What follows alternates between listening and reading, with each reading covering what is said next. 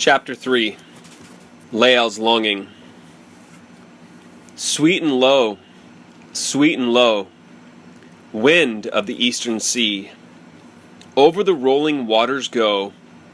Come from the dying moon and blow him again to me, while my lovely one, while my pretty one sleeps. Alfred Lord Tennyson. The water rested very still. The happy rower let the oars become idle in his hands. The dinghy moved only a little. The inlet waters glistened in its stillness. The peaceful moment provided some respite to the prince's soul. His thoughts turned to his twin brother Kristin.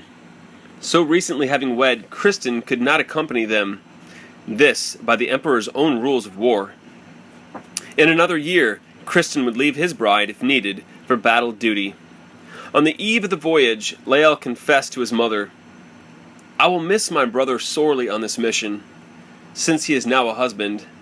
Our days have changed. My soul and my brother's have always been knit one to the other. 'Twas only marriage or death could have altered the bond."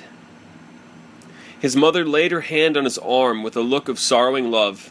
"My son, we must grant him cheerful leave to find his own way as a man. In this you must trust me. 'Tis true, marriage is a kind of death, yet I have seen that it makes other loves grow richer and better than before. The separation of the voyage will do well as a beginning for this change. Your brother suffers this loss also, though he does not now feel it as keenly." Lael looked at her, wondering if her tears also arose from the loss of Kristin. The prince smiled wanly. He knew that this separation must come. Still his heart grew emptier with each day. For his part, the voyage must begin soon. He kissed his mother gently and stepped away, lost in his own thoughts. A seabird overhead cried a lonely, aimless call. Lael continued his reflections of home. Kristin had pulled him aside during the beginning of the wedding celebration week, gesturing toward his bride. "My brother, see you there, Lady Maya? Is she not a maiden of beauty and a true noblewoman? I waited long for her heart, sought her with honor, and she's mine! Ah, she looks my way with shining countenance." Lael replied, "Yes, I can see she worships you with unmasked devotion. I must go with haste and warn her of the unwieldy person hidden within you. Love has made her grow blind, deaf, and dumb to your troublesome ways, poor child." With that, Lael chuckled and moved as if he would approach her. Kristin grabbed his brother's arm. "Stay now! Why will you play in words with me? I speak truly to you, my prince. Many noble maidens of the court would rejoice over betrothal to my twin. Why do you wait and wish for some unknown? Heed now. Over there is Lady Hanny, the forest maiden. Renowned are her beauty and faith. Note her discretion. But lo, she looks your way. Many courtiers wish to woo her, but she must first finish her last year of duty. I understand she goes aboard the vessel next month. Consider her, my twin. You could speak to her parents of a bride promise. You've already missed others by your timidity." Lael shook his head at Kristin, joking of not stealing maidens from their court admirers. Indeed, many greatly admired the available prince. They then dropped the subject. Later on, the day of the ceremony, Lael quickly drew Kristin aside and into the hallway. The palace shimmered with wedding decorations of the finest silken fabric, blue, woven with gold, draped on the walls and table. Colorful flowers decked the stone corridors and cubicles throughout the castle rooms and stairways. Goblets of fine wine and juices from all over the kingdom lined the tables beautifully set with finest china and silver. Sumptuous fare upon the serving trays revealed that the feasting would soon begin. Prince Lael looked toward his twin, speaking with great emotion. "Brother of my soul, I thank the Ancient One for your love for me. He made you a husband, and I rejoice. May your 10 children keep you humble all of your days and leave you no time for matchmaking." Kristen laughed. "I would have 10 children should they all resemble my bride." Lael spoke with a low voice. "Kristen, believe me now, and I will tell you why my heart cannot allow a maid to enter. It is not for timidity of marriage or indecision. I would be wronging such a one as Hanny to approach her or any other worthy lady." He placed his hand on his brother's shoulder and whispered, "I do not know of another who comes aboard with me that longs for Hanny's hand, but that is not what deters me." He lowered his head, his hand still on his brother's shoulder, and said quietly, "The loved one of whom I speak is one I know not how to find, or even if I shall. Of late I oft wonder if I had heard wrongly from Ariel. Perhaps the will of the Ancient One is that I never wed. I trust this be not so. I see beauty and I long for it to be mine, but my soul pulls back. Perhaps father's right, and I love only a faceless princess denied me by death." "A faceless princess, brother? But what fool's errand is this?" Lael spoke calmly. "Let me say further, brother prince. Do you remember our voyage to the eastern islands many years ago?" Kristen nodded. "Of a certainty, brother." "'Twas on that voyage, the very day my intended little bride drowned, that it all began. Before this I had thought no more of her than as a baby princess, surely not as a wife. She was so young. I could only have thought to play at pat-a-cake with her or read a nursery tale." Kristen groaned. "Oh, my brother, why have you kept this deep sorrow from my ears for so many seasons?" Lael looked at his brother's hurt expression and went on in earnest. "I thought it would leave me one day. Yet in that tender 14th year, something happened when I saw my little princess lost forever. I grew a man that day, but a sad and lonely one, far within, where no one else could see."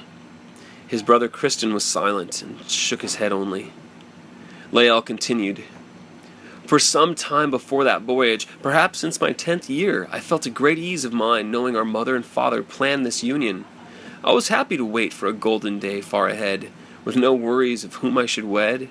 I felt a surety that this little princess would grow well in face and form and be heart of my heart.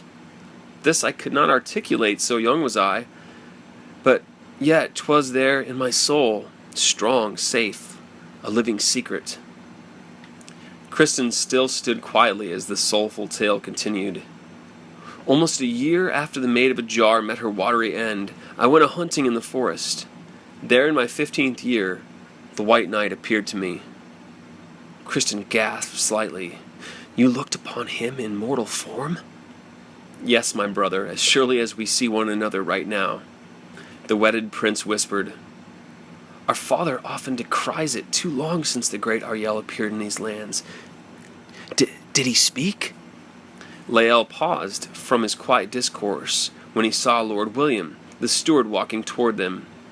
They greeted him as he said, "The wedding feast should begin very presently. Can you bring Lady Maya and meet with Emperor Haraldson and Empress Judith?" "Yes, thank you, William," said the bridegroom. "Very soon. Please tell my mother that my brother speaks to me of deep things, and will she gather my bride and wait with father at the banquet table?" "Yes, my prince, but come soon, I entreat you. The court awaits, then there is still the ball." "Yes, we shall come very presently, sir, in time for all to proceed." William read Lael's blue, serious eyes, familiar to him since childhood. With a short bow he replied, "We will await you, my princes," and walked away. Lael spoke more earnestly. "After greeting me and easing my fears, the White Knight drew me on his great steed. We rode together in the woods." Kristen gasped slightly. "Why am I so taken back? Even as boys you always spoke and dreamed of seeing the knight, knowing him as father has." Lael smiled at his brother and went on. "He told me that I must be strong. Have great patience and trust in the Ancient One. He said, 'Twas purpose in the sorrows of the island kingdom. One day I would know all that is needful. My young prince, said he, do not awaken love until it pleases the will of the Most High. You must trust him and do not haste for love. You will lose much if you heed not this word. He told me not to desire the approval of men, but to honor my parents and duties to the empire. These were his last words. He took me for a ride aloft on the wind and back again. Prince Kristen was silent for a moment and then asked, Does our father know of this ballad of lost love? Yes, answered Lael, but he's grown sad for my loneliness and wonders if I heard aright. Or if you heard it all, my brother?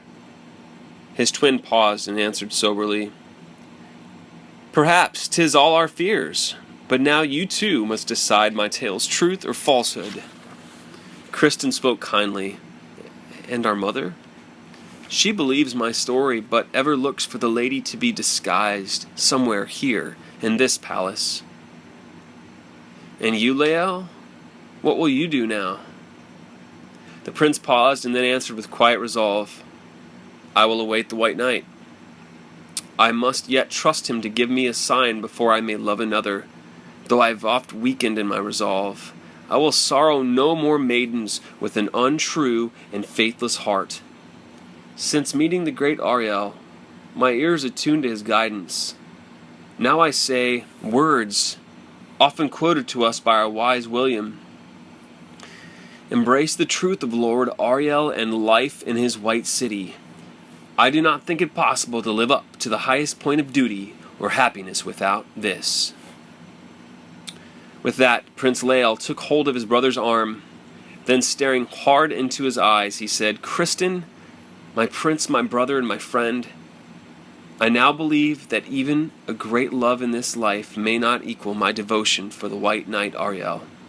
Sorrow not for me, brother. For one day all of our living here must come to an end. Lael smiled a truly joyous smile, embraced his twin, and said with a wink, Yet greatly would I desire a love equal to your Maya before I depart this fair world. Then he mused, Methinks if she were a trifle taller, Ariel. Now come, elder prince, the court awaits us. Kristen looked long at Lael and said earnestly, Say a prayer for me, my princely twin, that I should desire to know and to love the white knight Ariel, as do you and our father. A few short weeks later, Lael and Emperor Carlson departed upon this mission. Lael's last thought as he boarded the ship that day was, "'Tis truth that I will greatly miss the city of Bergine of Tundrin for all its large joys, the cold and snowy beauty of the north, which will always be in my heart and memory. However, 'tis a doubt that I shall ever call it home again, this place of cherished years."